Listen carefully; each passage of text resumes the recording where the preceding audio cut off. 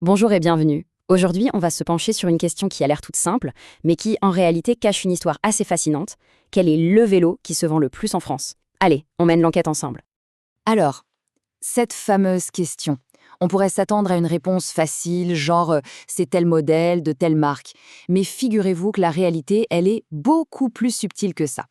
Et c'est justement en creusant un peu qu'on découvre des choses passionnantes sur le marché du vélo chez nous. Et voilà, premier rebondissement. En fait, il n'y a pas un seul vélo le plus vendu. Et pourquoi ça? Eh bien, tout simplement parce que les chiffres officiels ne sont pas comptés par modèle, mais par circuit de distribution. Du coup, notre mission, ça va être de jouer les détectives et d'assembler les indices pour trouver qui sont les vrais champions des ventes. Bon, comme dans toute bonne enquête, on commence par la vue d'ensemble. On va d'abord jeter un œil aux chiffres du marché français. C'est notre première pièce à conviction. Ok, premier indice, et il est de taille. Près de 2 millions de vélos vendus. Alors oui, c'est un peu moins que l'année d'avant, une baisse de 12%, mais, et c'est là que ça devient curieux, regardez le chiffre d'affaires total. 3,2 milliards d'euros. Ça reste incroyablement élevé. Comment c'est possible? C'est là que notre enquête démarre vraiment. Alors, si on regarde juste le nombre de vélos vendus, on voit que les vélos assistance électrique, les fameux VAE, représentent à peu près un tiers des ventes. C'est déjà pas mal, mais ça veut dire que les 2 tiers restants sont des vélos classiques, sans moteur. Mais attention, c'est là que tout bascule.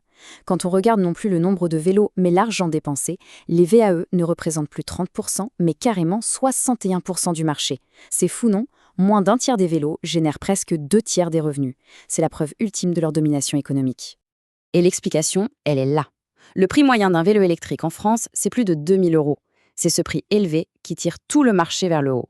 Notre suspect numéro 1 dans cette affaire, celui qui rapporte le plus gros, il est donc forcément électrique. Parfait, on sait maintenant ce qu'on cherche. La question suivante, c'est où? La prochaine étape de notre enquête, c'est de suivre la piste des points de vente. On va suivre l'argent comme on dit. La question est donc posée. Pour démasquer les modèles les plus vendus, il faut savoir où les gens vont pour les acheter. C'est en trouvant les principaux canaux de distribution qu'on va pouvoir resserrer l'étau. Et là, la réponse, elle est sans appel. Le verdict est clair, 60% des vélos sont vendus dans les grandes enseignes de sport. Elles dominent, mais alors de très très loin. Les magasins spécialisés et la vente en ligne se partagent ce qui reste. Et dans cette catégorie reine des magasins multisports, il y a 2 noms qui écrasent tout, Decathlon et Intersport. Decathlon, c'est le vendeur numéro 1 grâce à ses marques hyper connues comme Between ou Rockrider. Et Intersport, c'est le plus grand assembleur de vélos du pays qui cartonne avec sa marque Nakamura. 2 stratégies, mais une domination commune. Bon, récapitulons. On cherche des vélos, surtout électriques, et ils sont très probablement vendus chez Decathlon ou Intersport. L'enquête a bien avancé. Il est temps de mettre enfin des noms sur ces fameux best-sellers.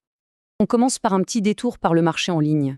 Même s'il est plus petit en volume, il est super intéressant parce que quelques marques de VAE très spécifiques ont réussi à s'imposer, notamment auprès des gens qui vont au travail à vélo. Sur Internet, le grand gagnant, c'est ENGOWAY, avec ses vélos pliables super pratiques pour la ville. Juste derrière, on trouve Colorway et 8way qui jouent la carte des fonctionnalités utiles, comme la batterie qu'on peut enlever facilement. Des vélos vraiment pensés pour le quotidien. Allez, on quitte le web et on entre maintenant dans l'arène du poids lourd du marché, Decathlon.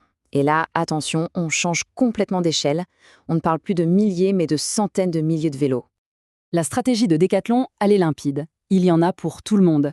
Que ce soit pour la montagne avec Rockrider, la ville avec Elops, les balades avec Riverside ou la performance avec Van Rysel, ils ont une marque star pour chaque usage. Et pour que ce soit bien concret, s'il ne fallait retenir qu'un seul nom, ce serait Rockrider. Des modèles comme le 520, historiquement, se sont vendus à des millions d'exemplaires. C'est plus qu'un vélo, c'est une véritable institution en France. Face à Decathlon, il y a l'autre géant, Intersport, et sa marque maison, Nakamura. Leur arme secrète à eux, c'est le prix.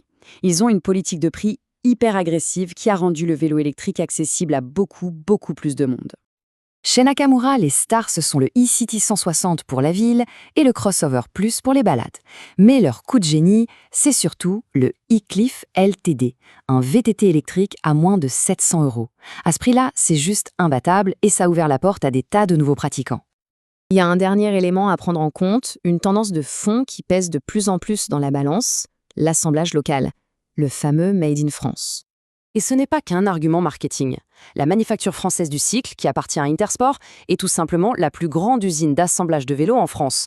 On parle de plus de 365 000 vélos par an, c'est colossal. Et c'est en grande partie ça qui explique le succès de Nakamura. Bon, je crois que notre enquête touche à sa fin, on a nos suspects, on a les preuves, il est temps de tout rassembler, de conclure et de regarder un peu ce que l'avenir nous réserve. S'il y a donc une seule chose à retenir de tout ça, c'est bien ça. Le futur et même le présent est électrique. La montée en puissance du VAE, c'est pas une petite mode, c'est une lame de fond aidée par de meilleures infrastructures et des aides de l'État. Et ce n'est que le début.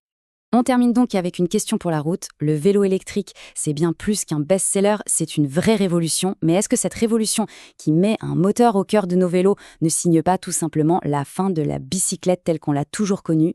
La question reste posée. Merci d'avoir suivi ce décryptage.